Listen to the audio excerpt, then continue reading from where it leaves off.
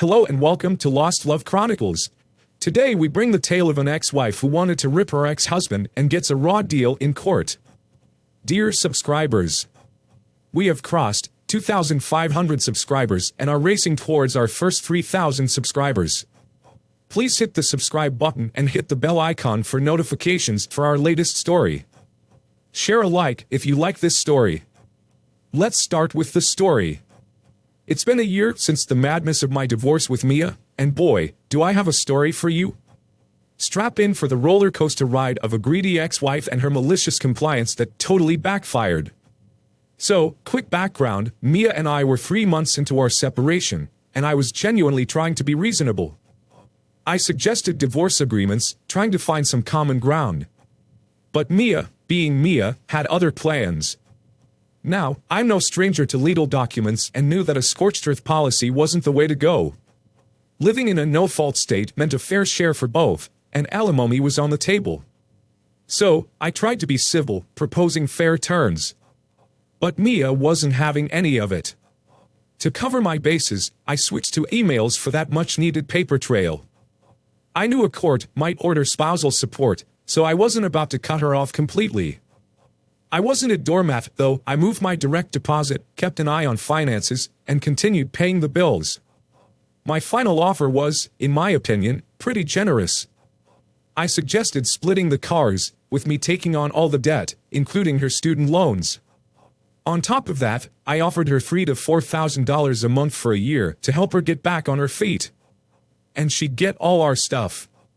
Seemed fair, right? Not for Mia. Fast forward 3 months, and I finally get her to agree to a mediator. Here's where it gets interesting. The mediator lays down the rules, including a clause that we can't file any other legal paperwork. I sign without a second thought. Mia, on the other hand, hesitates before reluctantly signing. The mediator starts asking basic questions, and every time, Mia goes off on irrelevant emotional rants. But I stay focused, ignoring her theatrics. The pinnacle of the madness was when she literally crawled onto the table, trying to force me into her emotional chaos. The mediator had had enough, reminding Mia of the roles she'd agreed to. He gave us homework, scheduled the next meeting, and sent us on our way. 2 weeks out from the failed mediation, I get served with a summons to court for a hearing on spousal support. Turns out, my ex couldn't resist taking things to the legal battlefield. The claim? Mia insisted she received a whopping $130 from me in 3 months. Seriously? Not only was that a flat-out lie, but it also violated the mediator's terms. Fast forward to a conference call with Mia, the mediator, and me. The mediator tells her to withdraw the complaint or no more mediation. Mia, being Mia, adamantly refuses, and the mediator exits stage left, refund checks minus his time and work. Prepping for the court hearing, I print out 3 months of bank statements, highlighting every transaction. Over 100 toll bills from her driving through express lanes? Yep, those too. The grand total? $133,000. I couldn't help but think, you missed a couple of zeros in your complaint. I also revisit the spousal support roles, realizing she's currently getting 72% of my pay. The court hearing was my chance to set things straight. Armed with a thick stack of evidence, including an Excel spreadsheet summary, I was ready. Court day arrives, and I'm in the hall outside the family law section, paperwork in hand. Mia shows up, starts going off on me.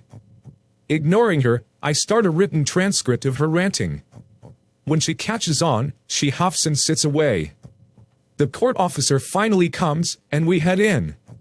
Mia launches into a speech about my faults and how I supposedly don't need the money. I hand over my stack of papers to the court officer, verbally going through each point.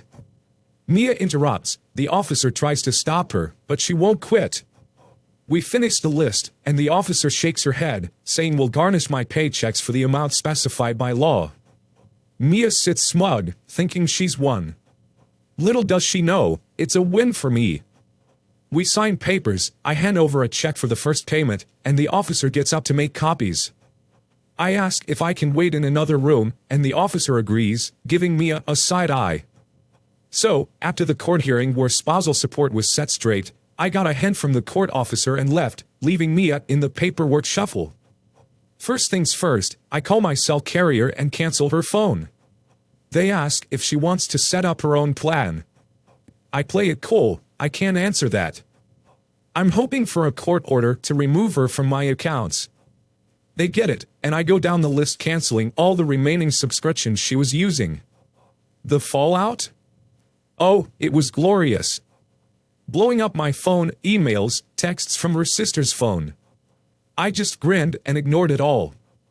Then came the all-caps email with a screenshot of the Netflix inactive account message. Yep, even Netflix. Guilty as charged, I giggled. But wait, there's more.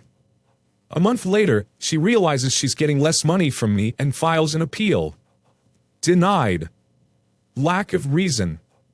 Another month later, a complaint that I wasn't paying her car payments. Cue I roll. This time, I had a lawyer. We all head to court, and the court officer pauses before calling her, saying, "This lady is a piece of work." Validation, my friends. The call goes predictably. Irrelevant rants, officers shutting her down. Finally, the court officer asks for proof I wasn't making car payments. She's holding documents proving I did. X nearly screams, officer shuts her down, complaint dismissed. Thank you, next. Now, down in the comments, we've got a gem from Captain Cinders. Their brother's ex insisted on the legal route for child support. Court determined he was overpaying, and then came the divorce. Brother offers for the house, child support, and remaining cash to set up his new life. Nope, not good enough. She insists on court, hires a lawyer, and surprisingly, the judge agrees with the sensible and equitable proposal. She gets the house and no cash. Justice served. Dear listener, if you have reached this far, please click on the subscribe button. It will be a great help.